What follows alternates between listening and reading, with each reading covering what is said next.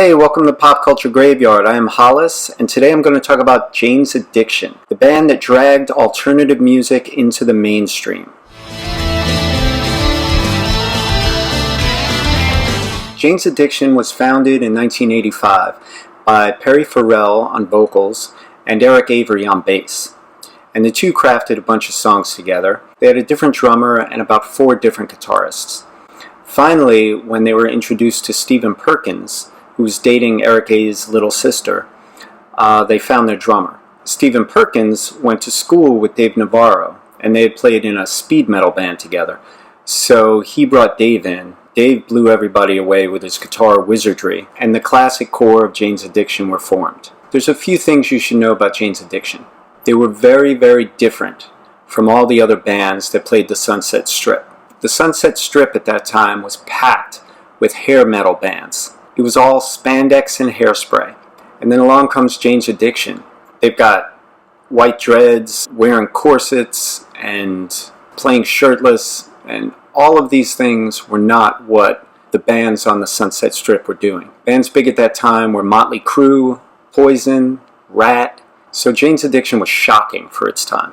Another thing you should know about Jane's Addiction is that 3 of the 4 members were addicted to hard drugs. Stephen Perkins, the drummer, was the only clean member. Perry tried to use the drugs as a creative tool. The funny thing about drug addiction, though, is it works for a while, and then everything comes crashing down. What's amazing about Jane's Addiction is that when it did work, it worked like a motherfucker. The band wrote all of the songs that you would hear on their first 3 albums in a few months. Heroin's a hell of a drug. They would play them live, and the songs evolved, but the songs were all basically there. Once the drugs turned on the band, they wrote very little. And the final thing I'll mention is Perry Farrell's voice. It is one of the most idiosyncratic voices in rock. Perry's seductive shrieks and wanton wails were the real stamp on that band's sound. It's what really set them apart and made them unique. There were a lot of great guitarists on the Strip, but Perry's voice is otherworldly. And when he'd play live, he'd use an awful lot of reverb on his voice, sometimes drowning out the guitar solo, but it would reverberate through the club, and it's what most people who saw them live remember. So Jane's Addiction were playing all of the clubs on the Strip, Roxy, Scream, the Pyramid, and they were building up a big following and a lot of buzz. Warner Brothers ended up winning a bidding war and signed Jane's Addiction, but before the band put out their first studio album, they wanted to put out a live album, and so they did. This album, which was on XXX, this was taped live at the Roxy in May of '87. It rocks so hard. It's got great guitar work, fantastic funky bass, exceptional drumming, and above it all is this wail of a banshee that is Perry Farrell's voice. The live version of Jane Says on this is a vocal tour de force. Perry sounds amazing on it. But this is very stripped down. 2 of the songs on this album, Jane Says and In Zen, would be re-recorded for their studio debut. But the versions on here are really kick-ass. I Would For You is a beautiful ballad. Perry croons. It's very romantic. That's something I want to point out about this band.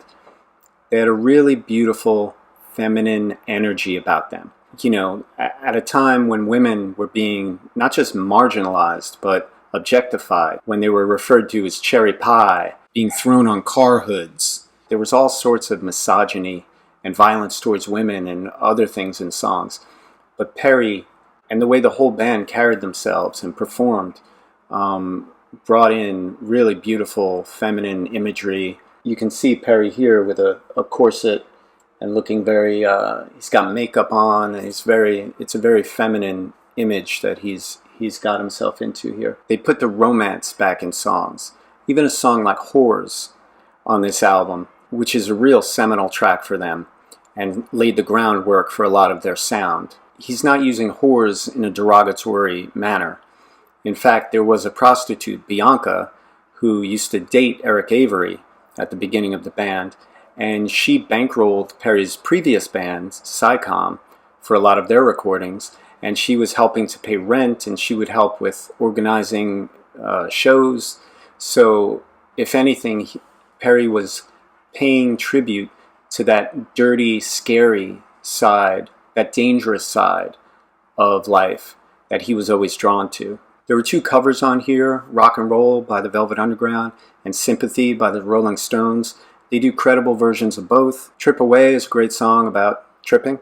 And Chip Away, which refers to chipping, or the small using of heroin, is just a vocal performance over tribal drumming and is very effective and would become a concert staple. Incidentally, the Jane of Jane's Addiction refers to Jane Bainter, who lived in a house with Perry at 369 North Wilton Place, which you can look up today. If you take a tour inside, you can still see the staircase where Jane is sitting. She found her wig in time for the picture. She looks great on this, very pretty. She was the inspiration for Jane Says, the song, and a lot of it is taken from her life. She was dating a dealer named Sergio, who was abusive. She was often talking about saving up her money and going to Spain or Europe or anywhere else, and she was very important to the band.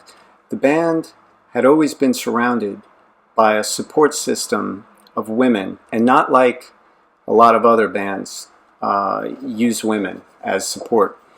But Jane and later Perry's girlfriend, Casey Nicole, and earlier Bianca, all these women supported the bands, submitted ideas, were seriously muses for Perry and the rest of the boys. Though her image was used, and though they took their name from her, and even her handwriting for the band logo, she didn't get any money out of this. She was clearly a very important part in the history of Jane's Addiction, and it would be horrible if she got forgotten. So in 1988, the band dropped Nothing Shocking, their major label debut, their studio debut. This was produced by Dave Jordan. He later would go on to produce Social Distortion's great album the same year, as well as Facelift by Alice in Chains, and he would do the follow-up to this album. Basically, he picked 9 songs at random that spoke to him out of a tape with many, many songs on it. Jane's Addiction taped all the time. They taped their live shows, they taped rehearsals, so Dave had a lot of songs to choose from. This is a great album. The band would often open shows with Ocean Size. Perry's voice and Dave Navarro's guitar really carry the song. In addition to all the hard rocking, there's some playfulness on this album. Idiot's Rule could be by the Chili Peppers or Fishbone. It's so innocuous and loud and jokey. Standing in the Shower Thinking is a fun song about everyday stuff. You know, it's their Wichita lineman. He did not go there. Yeah, he did. And Thank You Boys is a little Frank Sinatra kind of wave to the band. It's a jazzy little jokey intro-outro all in one. As I said earlier, 2 of the songs, Jane Says and Pigs in Zen, were re-recorded for this studio debut. Pigs in Zen, pretty much the same formula, same workout. It's got a different spoken interlude, but otherwise it pretty much is by the book. But the sound on it is very Zeppelin. It was one of the songs, along with Mountain Song, another great song off this, that really kick-started the Led Zeppelin revival. What Zeppelin revival? Zeppelin never went nowheres. Easy, white guy. You've always been into Zeppelin. Nobody's stealing Zeppelin. I'm just saying, people got more into Zeppelin who never heard them after listening to this album. Mountain Song was the first song the band wrote in '85. And it actually first came out on the soundtrack to the John Cryer film Dudes, which is a very cool film featuring a bunch of punks who were out of their element. But when the single of Mountain Song was released, they used the version from the album, not the version from the soundtrack. So there are 2 versions of Mountain Song out there that I think you should check out. The re-recording of Jane Says is fantastic. It uses kettle drums. Now, anyone who knows me will tell you that I despise kettle drums. I don't like them on anything. I don't like them on a street corner when I'm passing by the street fair. I hate kettle drums. They work on this. This may be the only song they work on. Leave me a comment. Tell me a song that kettle drums work on. Please, tell me. I love this song. And not even in spite of the kettle drum. it adds something. So genius there. And Stephen Perkins is a fantastic drummer, and he knows exactly what he's doing on that track. The original had bongos, so it was very stripped down, so it doesn't compete with this. They're both great in their own right. It's a song with only 2 chords. It's G and A. Another great thing about Jane Says is it captures addiction perfectly without glorifying it. You're sympathetic to Jane without wanting to be Jane. You feel for her, yet you don't look down on her. It's a masterfully written song. Summertime Rolls, one of my all-time favorite tracks by Jane's Addiction. It's great here. It starts off soft. It explodes into a Zeppelin flourish before it slowly evolves back down into a lonely bass line with Perry again trilling this sweet little melody. Ted Bundy even makes an appearance on this album. In the track Ted Just Admit It. Bundy was still on death row when this album was released. No, he wasn't in the studio with them. He probably had problems with Eric A. But in all seriousness, it's another funky track off the album. It's a dub track, something that Lee Scratch Perry would put out if he were in Jane's Addiction. So that's yet another curveball that this album throws you. So I thought overall Dave Jordan did a really good job with them in the studio. It muzzles the band a little bit, the production, and you can tell from the live album. But the production, if anything, it's crisp and clear, but not clinical. This sculpture of Siamese twins with their hair on fire uses the likeness of Casey Nicole, which was Perry Farrell's girlfriend and muse at the time. It's definitely an arresting shot. This logo up here, Jane's Addiction, is the handwriting of Jane Bainter. So right there on that cover, you have 2 women who added to the aesthetic of the band. One day when Dave Jordan walked into the studio, Perry had said that the band broke up because Perry demanded 50% of the music publishing for writing the lyrics, as well as 12.5% of the royalties for writing the music, which would leave all of the other members each with 12.5% for the music. Band members didn't want to go for this, and they broke up for a second. Cooler heads at the label prevailed. They cajoled all the members into taking their royalties, and Perry got the split he wanted. But there was bad blood that was about to boil over on the next album. In August of 1990, the band released Ritual de lo Habitual. This was the band's second major label album, and their last with the original lineup. On the cover, again, we see the influence of women. Casey Nicole, Perry Farrell's girlfriend at the time, and another friend of Perry's, Ziola Blue. This sculpture commemorates 3 days that Perry, his girlfriend Casey, and his friend Ziola spent in bed having sex and doing heroin. Sex and heroin. It's what's for dinner. These 72 hours are documented in the song 3 Days on this album. The entire album is a testament to the Santeria influence of the band at the time, and Perry designed this cover with Casey Nicole as he did the previous album. And a little time machine here. Parental advisory. Remember Tipper Gore? Remember that shit? 3 Days, incidentally, is the only track on this entire album that featured all of the members in the room together, playing together. By that point, Perry and Eric A., the bass player, couldn't stand to be in a room together. 3 Days off this album is their Freebird. It's their Dream On. The song was designed to be epic, and it is. There's a great song on here, Then She Did, which is about Perry's mother's suicide. Perry Farrell's mom committed suicide when he was 4. It's also about Zyla Blue's death. She died of a heroin overdose not long after the 3 days that are immortalized on this album and this cover. One track on here that speaks to the divide between Perry and Eric is Of Course. It's almost like if the Velvet Underground played klezmer. Eric doesn't play bass on that. It's the only track that he doesn't play bass on in this album. The studio engineer plays it, a guy named Ronnie Champagne. One of my favorite tracks here is Classic Girl. I talked before about how the Hairspray bands were all painting women one way. Classic Girl kind of gives that romance back to ladies. It bears a striking resemblance to the guitar figure in Hope by Bauhaus.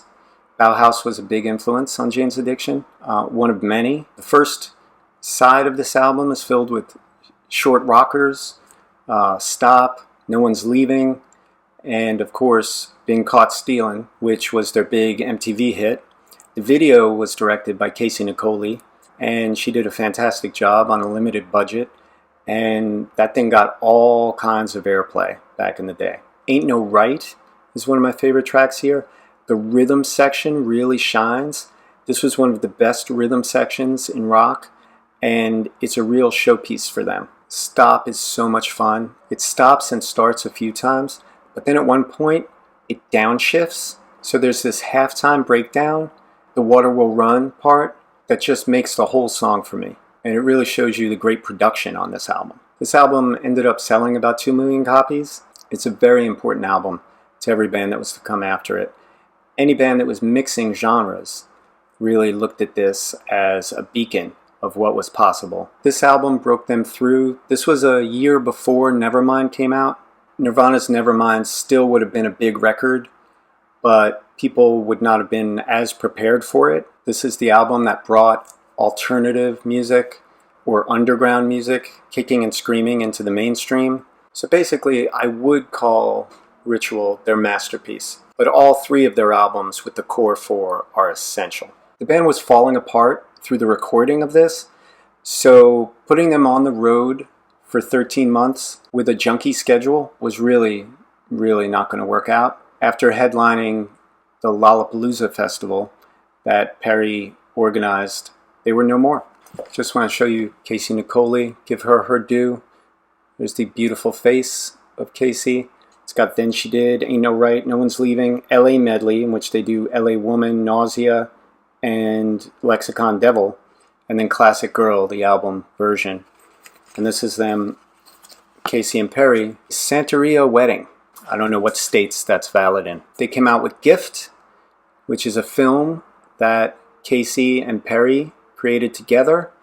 It's got some great live footage of them doing Stop, doing Classic Girl, Ain't No Right. There's also a lot of really hard to watch drug taking, and harder to watch Perry's genitals in here.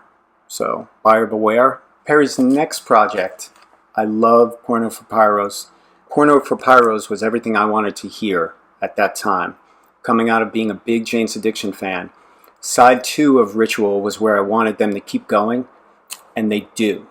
I remember the first video was Cursed Female, which is a great song. It's a fantastic video. If you haven't seen it, you should check it out. That video is very forward-thinking. This had the big hit Pets on it, which I'm sure would have been a big hit for Jane's, but I just love Porno for Pyros, and I followed them. So my message is, Porno for Pyros were great. Anyway, I hope you enjoyed this little journey on Jane's Addiction. Thanks for joining me. I'll see you back next week with lots more cool stuff.